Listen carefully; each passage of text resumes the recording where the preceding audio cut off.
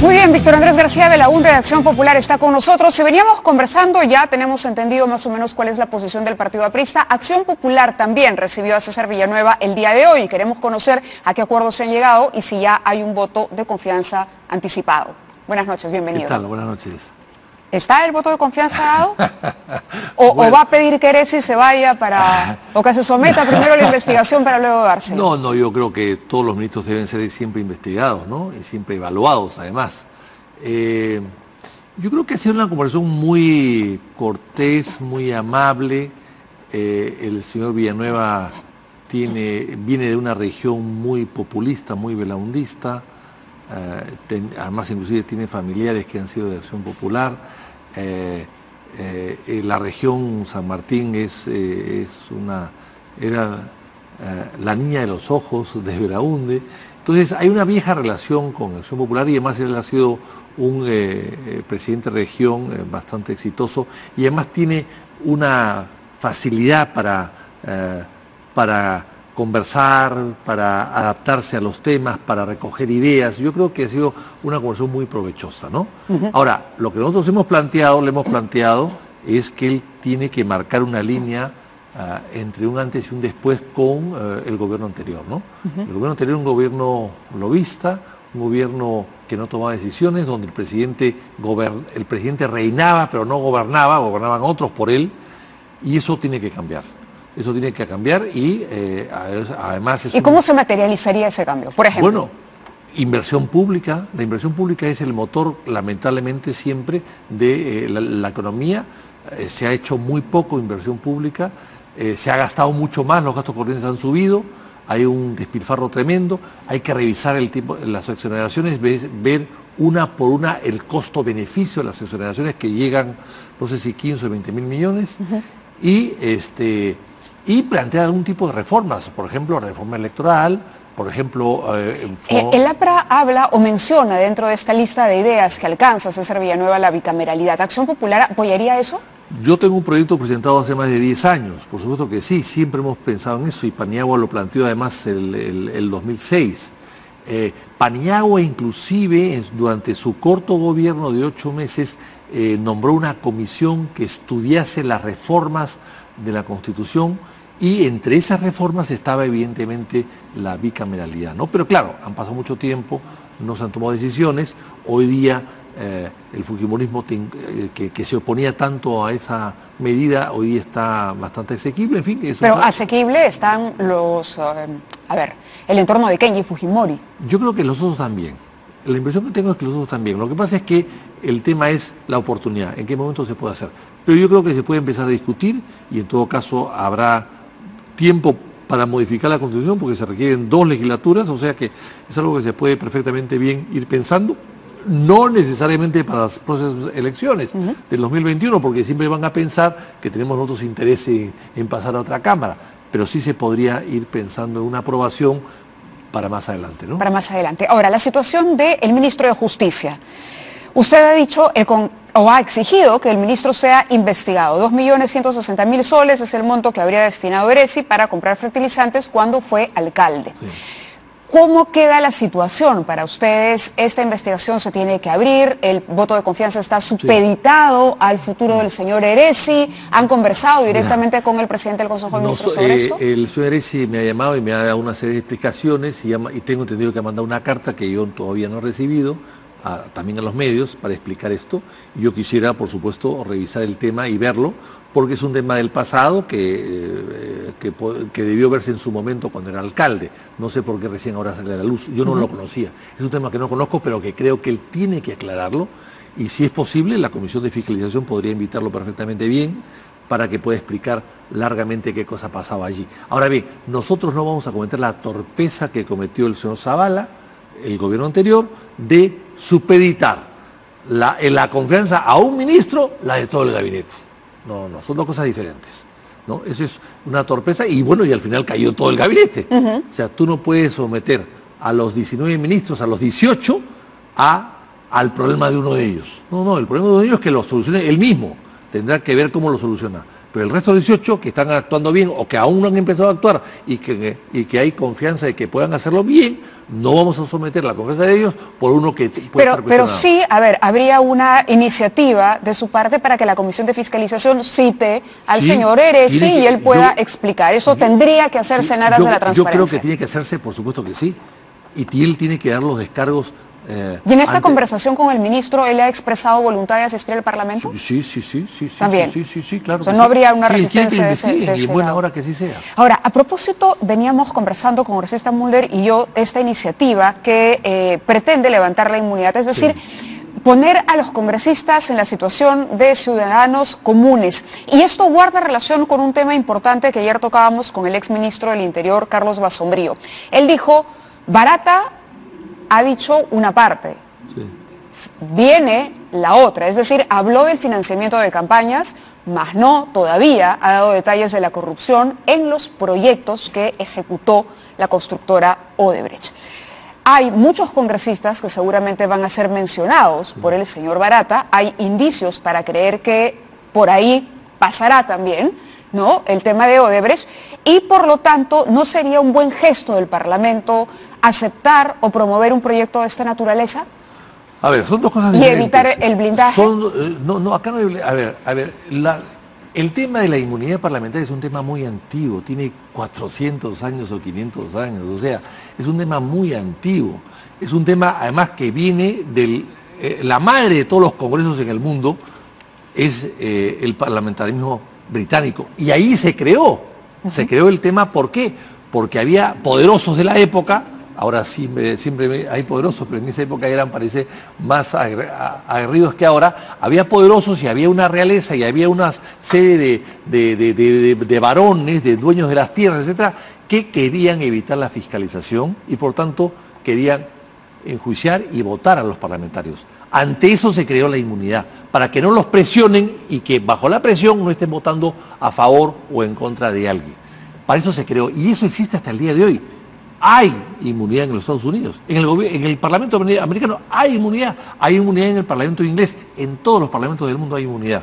En Colombia se quitó de alguna manera o se redujo por el tema de Escobar. ¿Cree también que es un proyecto que viene del Ejecutivo? Pero los que presentan ese proyecto siempre, no es la primera vez que lo presentan.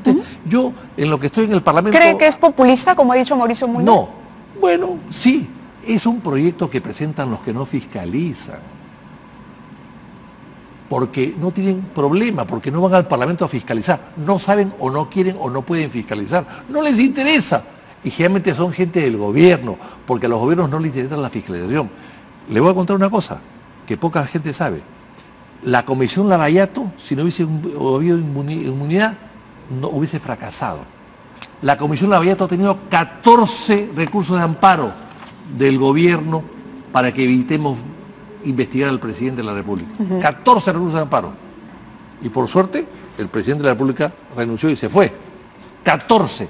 En el caso de Orellana que yo investigué, tuve 25 denuncias de Orellana en el Claro, la inmunidad, de acuerdo a lo que usted nos dice, protegería a los congresistas fiscalizadores. Por supuesto que sí. Ahora, el que no fiscaliza, le interesa un pepino la inmunidad porque no ha llegado al Parlamento para hacer otra cosa, para divertirse, para boato, para protocolo, o para sobrar al gobierno. O para legislar, ¿no? ¿Por qué pensar mal? O para legislar, sí, o para legislar en buena lid, para legislar de buena fe. Pero no le interesa, hay gente que no le interesa la fiscalización.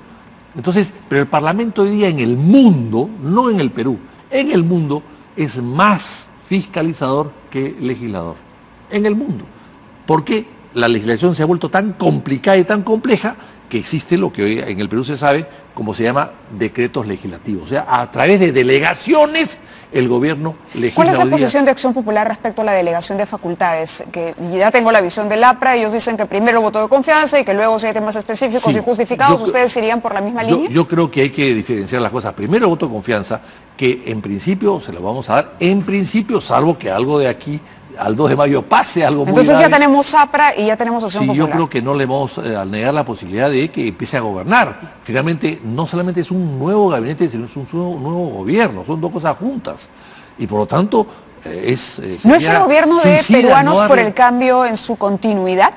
encarnada en Martín Vizcarra? Sí, de alguna manera sí, pero es igual como la revolución de Velasco y de Morel Bermúdez, que fueron dos fases totalmente diferentes. ¿Y este Acá hay dos gobierno fases que van a comprende, ser, por espero, ejemplo, totalmente diferentes. a Mercedes Arauz? ¿Ah? ¿Ella forma parte del gobierno, Mercedes Arauz?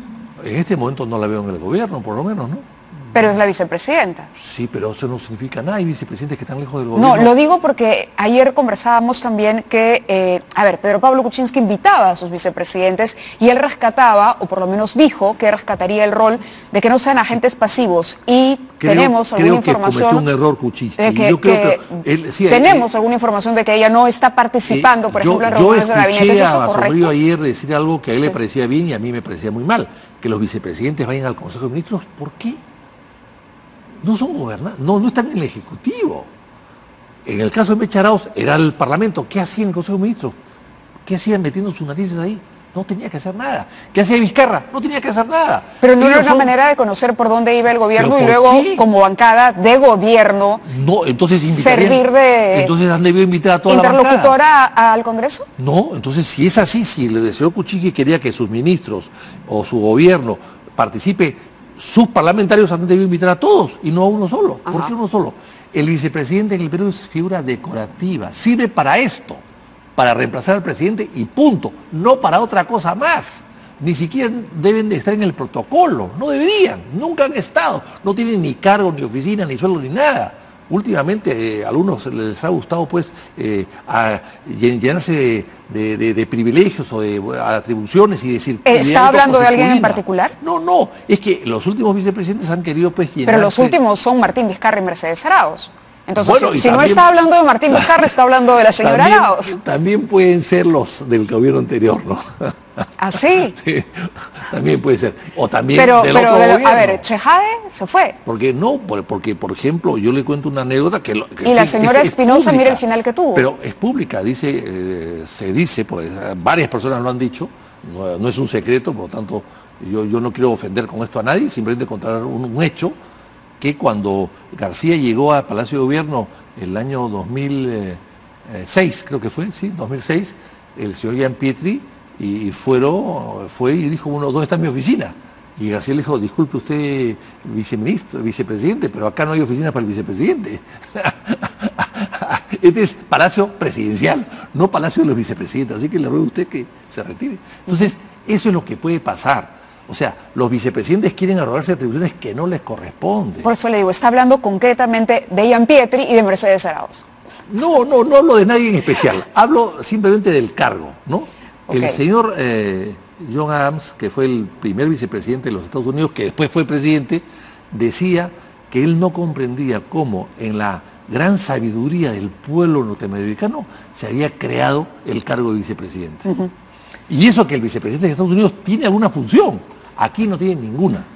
Quiero llevarlo a otro tema porque la última vez que conversamos hablamos de la posibilidad de que estos famosos Mamani videos se exhibieran en su totalidad. Y hemos conocido que ha habido reclamos por parte de la Fiscalía, que ha detectado desfases en el audio y el video. A propósito de eso, hoy se pronunció el vocero de la bancada fujimorista, el señor Salaverry, y descartó manipulación de los Mamani videos con estas palabras. Vamos a escucharlas y las comentamos con Víctor Andrés García Belaunde. Él nos entregó unos videos y unos audios que son los que yo mostré el día de la conferencia de prensa.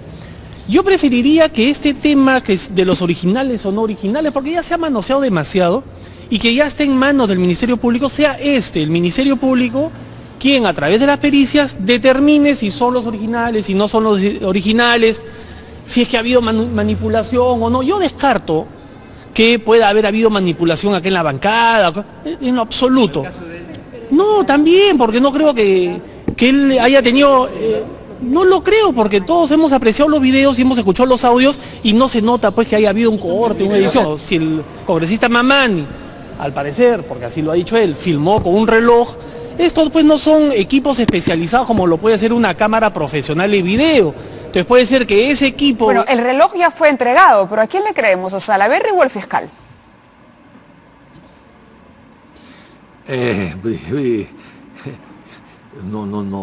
Creo que cada cual tendrá su propia verdad, ¿no? Pero hay que esclarecerlo, ¿no? Porque finalmente ha sido una denuncia de un congresista Sí. ¿no? La que ha revelado una situación que ha provocado la renuncia de un presidente de la República. Sí, No claro. es asunto menor. Sí. Bueno, yo Digamos, creo que, si el señor Mamani incurrió en alguna falta, también... La cereza de la torta, ¿no? No creo que haya sido que la renuncia debido a eso, no.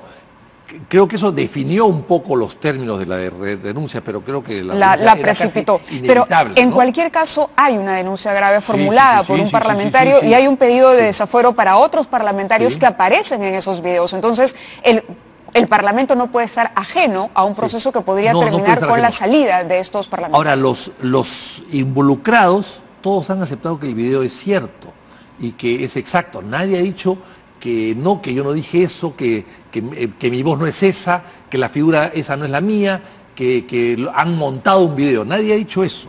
Lo que está ahora en discusión es dónde está el original y si está completo. Pero nadie ha negado su participación. ¿Por qué no se ha promovido la misma investigación en el Parlamento sobre esta situación? ¿Por qué es la Fiscalía la que recibe? Pero ¿por qué internamente, así como hemos hablado del afán fiscalizador de la Comisión Lavallato, ¿por qué no se ha tocado o se ha formado una comisión para ver este tema? A ver, qué interesante la pregunta, porque la Comisión de Ética lo puede ver y creo que hay una denuncia que la va a ver en su momento.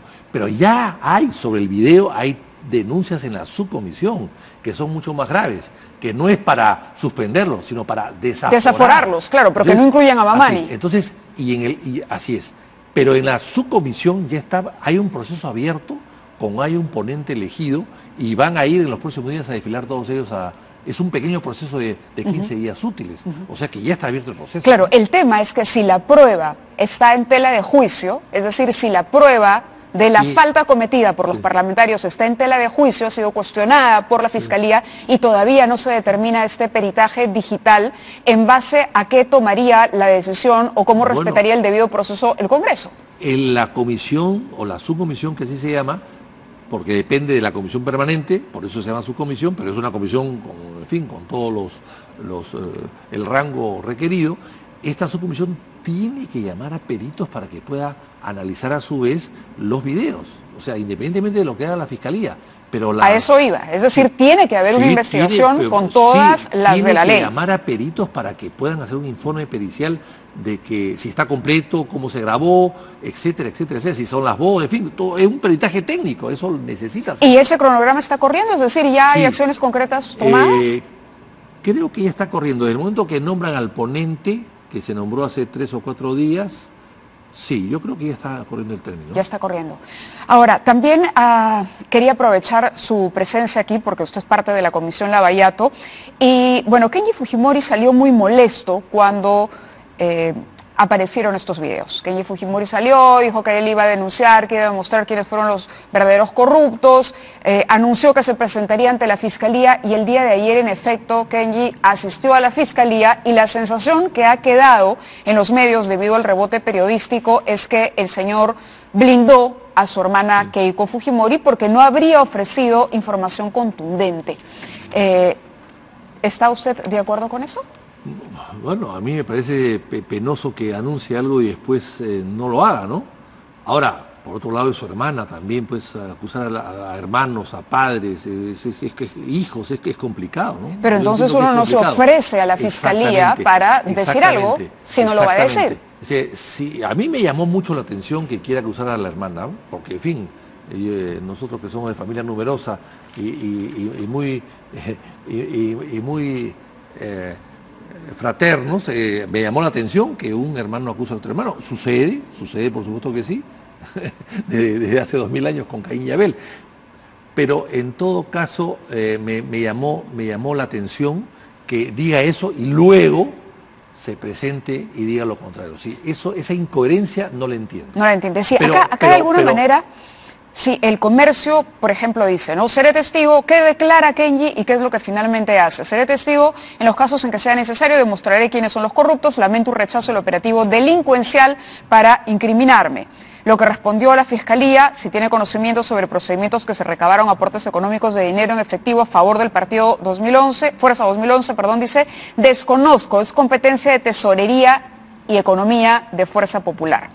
Luego le preguntan si tiene conocimiento, si entre el 2010 y el 2011 recibía dinero directamente en la tesorería del partido político Fuerza 2011. Dice, desconozco. Sobre el tema de Letona, Alcorta y Galarreta, que los menciona en uno de los videos. Luego dice, tiene conocimiento si alguna persona integrante y o vinculada a Fuerza 2011 ha sostenido relación directa o indirecta con el grupo empresarial Odebrecht. Dice, desconozco. Entonces es desconozco, no Ahora, tengo información. En el caso de la mención que hace de Galarreta y de la señora Letona y de Lourdes Alcorta, es como fue una conversación privada. Tú en una conversación privada puedes exagerar, puedes fanfarronear, puedes inclusive hasta engañar para obtener tus resultados, ¿no? Y convencer a otra persona de los poderes que tú tienes. Eso se puede dar en una conversación totalmente privada que sale a la luz de pura casualidad. No, pero él dice, fueron financiados por Odebrecht. Así es, eso lo ¿No dice, dicen que había congresistas que han recibido plata de Odebrecht? Así es, eso lo dice en la conversación privada,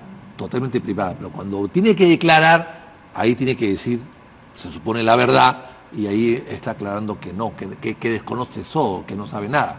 Es probable, ¿no? Es probable, pero en todo caso... ¿Le parece que ha sido suficiente el trabajo de la Comisión Lavallato y el trabajo de la Fiscalía en torno a la posibilidad o al financiamiento posible de Odebrecht a la campaña de Keiko Fujimori?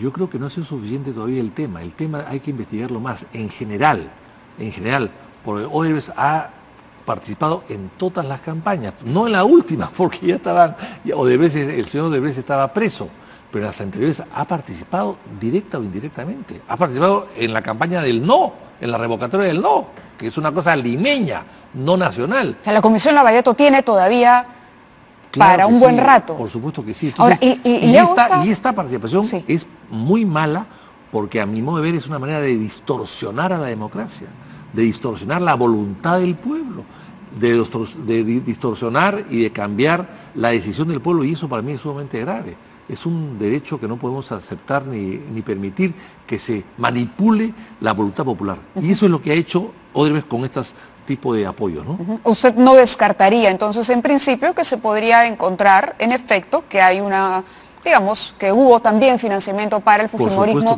durante alguna de las campañas y de repente en la del 2011. Humala lo sabe, porque está todavía detenido por eso, ¿no?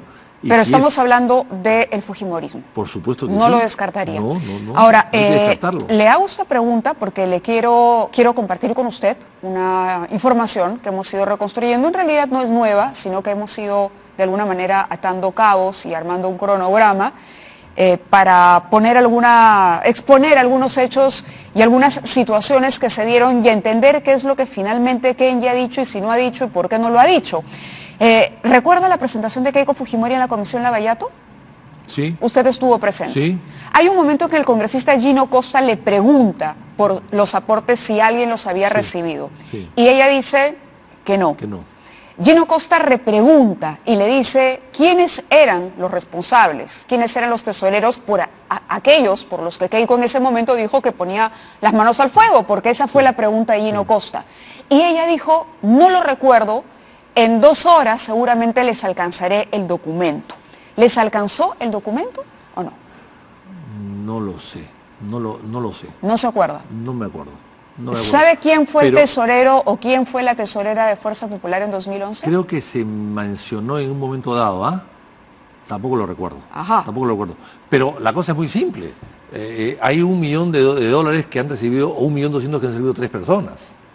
Esas 3 personas, 2 de ellas, sobre todo 2 de ellas, deben saber exactamente por qué lo recibieron, a pesar que lo han negado, Pero en todo caso, tenemos que indagar cómo lo recibieron, por qué lo recibieron, cuándo lo recibieron, y a la hora que se investigue y se levante el secreto bancario de las comunicaciones de estas personas, de todas maneras saldrá la conexión y saldrá el motivo o el destinatario del dinero que recibió, de todas maneras. Pero si no lo recuerda, ahí no le faltó, digamos, un poco de rigor a la comisión de decirle, señora Fujimori, ¿usted no ha entregado este dato? O... Yo creo que se le notificó, ¿ah? No estoy seguro, porque yo no puedo estar atrás de todo, ¿no? Porque estamos investigando. Pero en cualquier caso no lo tiene claro. No lo tiene claro. Bueno. No tengo claro quién fue el tesorero. No lo tengo claro. Vamos a hacer una pausa. Después, pero la verdad que no lo tengo Vamos a hacer una pausa porque el día de hoy hemos conversado con el entorno de Kenji Fujimori un poco para entender, porque realmente uno dice, bueno, este señor anuncia y luego va y entonces está jugando en pared con la hermana. De repente aquí Alberto los llamó, les dijo, mira, entre tu 15% o tu 12% y el 15% que tiene tu hermana, ya perdimos el 30% seguro que manteníamos como bloque fujimorista en general. La intención de voto del fujimorismo se ha ido al demonio y los hermanos están enfrentados en una lucha sangrienta que no le hace favor ninguno a este partido político. Bueno, del entorno de Kenji Fujimori ha trascendido alguna información que les vamos a comentar ahora, después de la pausa, donde se menciona, Kenji Fujimori ha mencionado un nombre a la Fiscalía y ese nombre parecería ser clave para poder llegar a entender si hubo o no financiamiento de Odebrecht a través de las rifas, de los cócteles, etcétera, a las campañas de la señora Keiko. Seguimos con el congresista Víctor Andrés García Belaúnde, que no solo se reunió con César Villanueva, sino que además es miembro de la Comisión Lavallato, y con eso regresamos tras la pausa.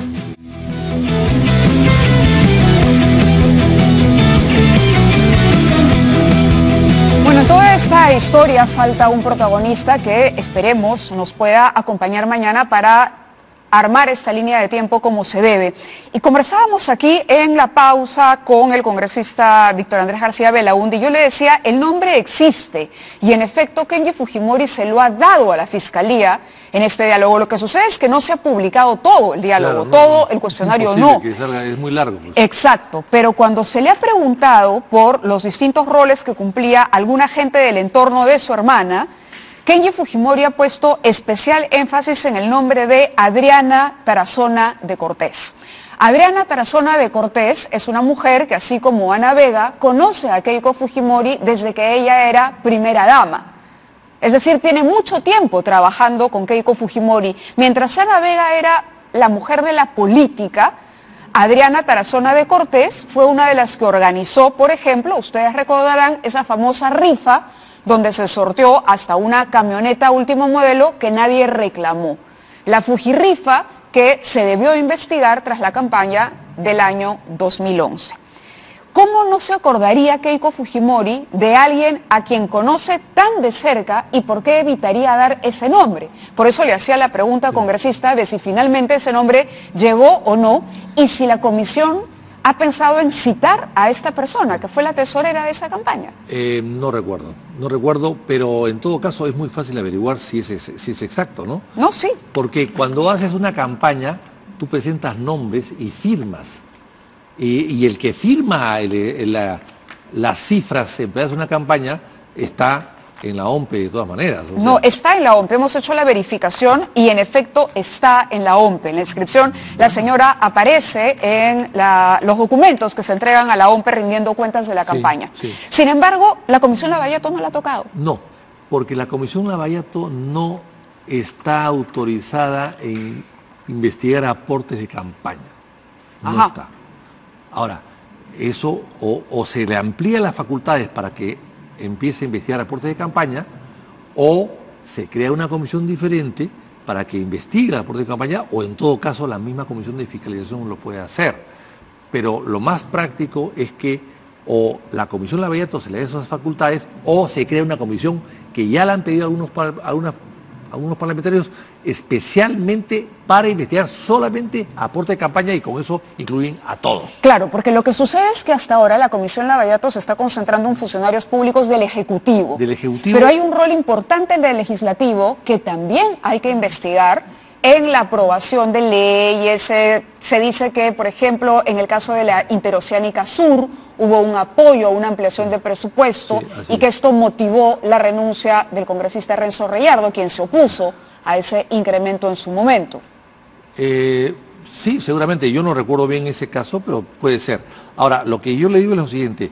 Nosotros estamos investigando concesiones, obra pública entregada a Lavallato, a las empresas lógicamente entregada por los gobiernos de turno. Correcto. Los ministros de turno. Esa es nuestra investigación. ¿Pero qué pasa cuando Odebrecht pedía ampliación, pedía adenda? Bueno, eso se puede investigar. Lo que pasa es que normalmente los parlamentarios no están sujetos pues a un mandato imperativo y por lo tanto pueden votar sin dar cuenta de cómo y por qué votan. Pero lo que sí se puede hacer es ver cuál es el origen del proyecto. O sea, si el Ejecutivo ha mandado un proyecto para ampliar presupuestos, evidentemente, generalmente los proyectos se aprueban en la Comisión de Presupuestos con algunas modificaciones.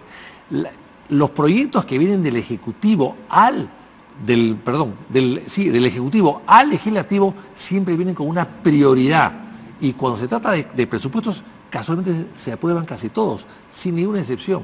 ¿Por qué? Porque es parte de la prioridad que exige el Ejecutivo y que está en la ley además. Y además los presupuestos, si no se aprueban ahí, se aprueban a fin de año. Y el gobierno tiene la facultad de aprobar su presupuesto si el Congreso no lo aprueba. Después del 15 de diciembre. Este es un caso particular, porque en este caso parece que la ministra del sector no podía dirigirse directamente al MEF y necesitaba, digamos, lo que el congresista Reyardo en su momento consideró un certificado de buena conducta. Esta es una entrevista que se le hizo al congresista en febrero del 2017 a propósito de su separación de Fuerza Popular, y él dice: en el 2008 el Congreso entregó un certificado de buena conducta a Odebrecht. En el año 2008 Keiko Fujimori era congresista. Sí, yo también. Ya, Renzo Reyardo era parte de una comisión investigadora de la Interoceánica Sur. Sí, es una comisión, efectivamente. Así es. Y él responde y dice: el último día del periodo legislativo presenté mi renuncia porque sabía y ya se conocía que la comisión iba a hacer un informe cuando ni siquiera existía un informe preliminar, porque la investigación solo tenía un avance del 50%. En él se concluía que no había ninguna irregularidad, cuando en realidad era todo lo contrario. La Contraloría había encontrado irregularidades y el Parlamento le entregó a Odebrecht un certificado de buena conducta gracias al voto, entre otros, del fujimorismo. No lo sé porque yo no he sido parte de esa comisión, pero en todo caso... Pero lo tiene que recordar. Algo recuerdo, pero yo no he sido parte de la comisión esa, por tanto no conozco estos detalles. Pero en todo caso, si él es miembro de la comisión, como yo soy miembro de la Bajato, si hay algo que se aprueba que no estoy yo de acuerdo, mando una carta y lo aclaro, o a un dictamen en minoría. O sea, se puede hacer.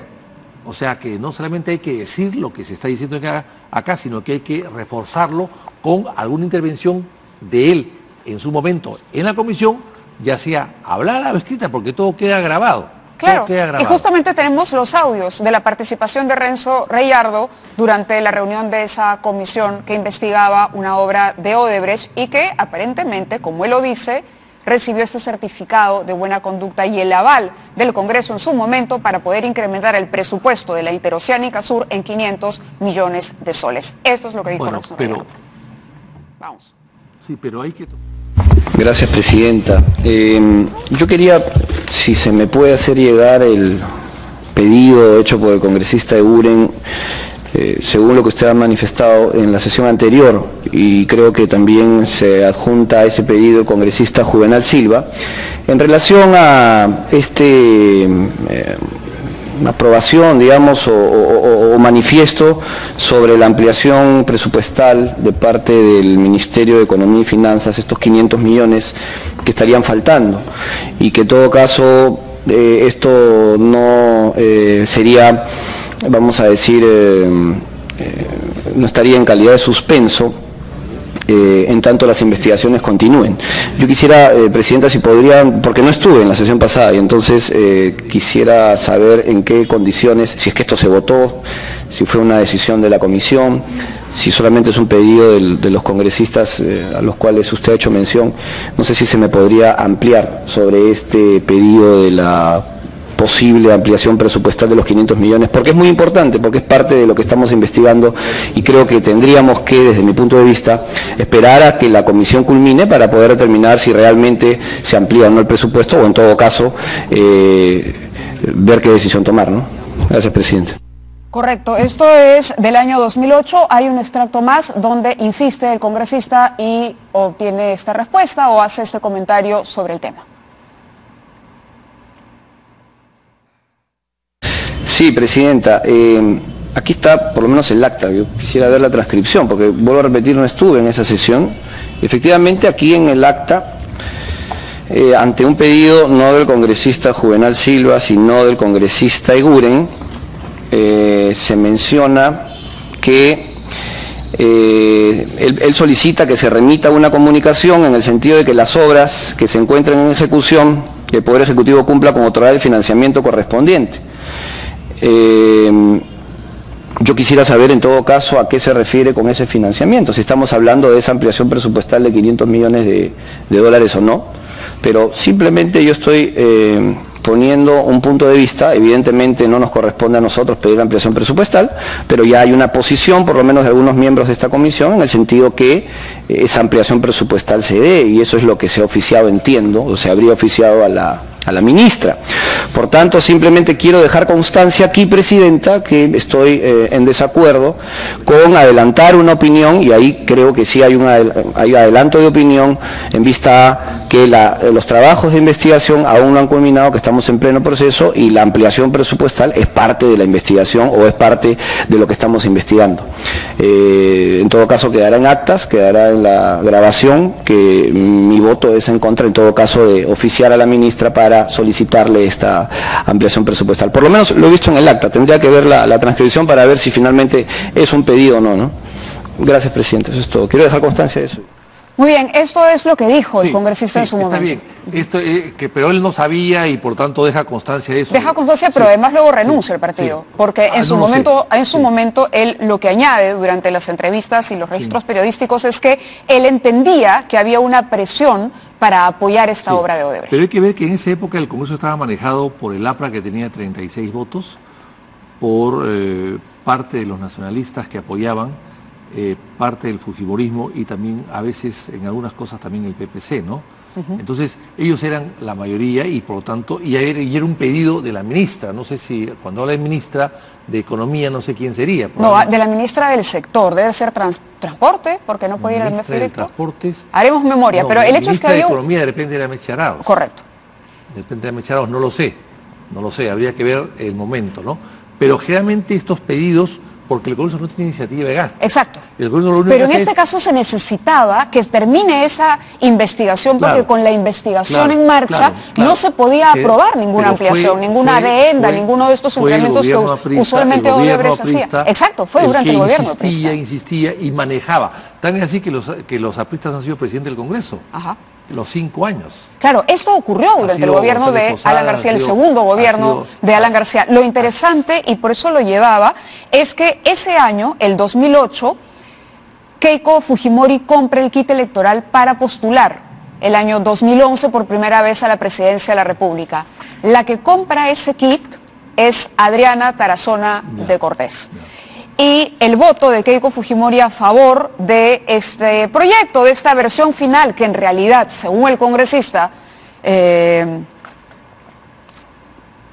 Reyardo, según el congresista Reyardo, este es el informe que finalmente se prueba y que de verdad no llega al 50%, está absolutamente mal escrito, mal sustentado, y que simplemente el Congreso hizo así para que se pudiera ampliar el presupuesto de Odebrecht en 500 muchos intereses de por medio. Así es. Entonces podríamos tener la garantía. Pero yo, por ejemplo, yo me quedé solo y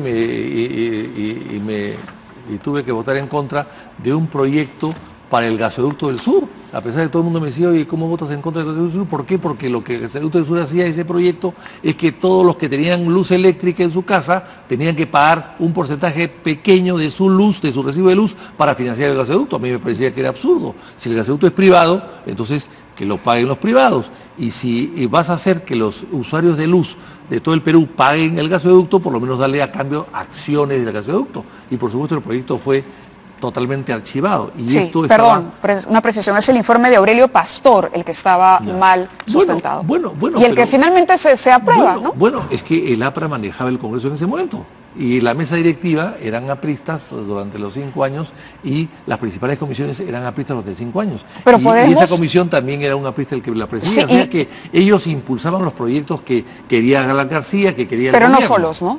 ¿Ah? No solos. No, probablemente tenían alguna ayuda de algunas bancadas, claro que sí. Sí, yo le agradezco que haya estado con nosotros en los estudios y le pediría, no sé, que recoja esta inquietud.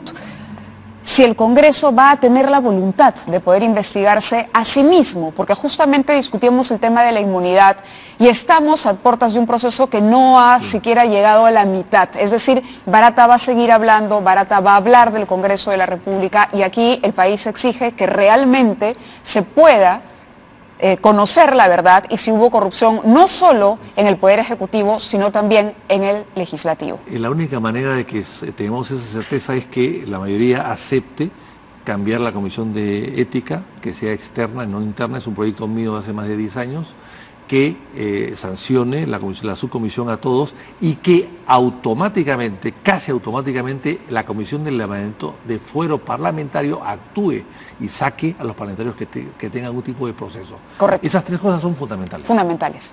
Muy bien, muchísimas gracias por estar con nosotros. Hacemos una pausa y regresamos con más en 2018.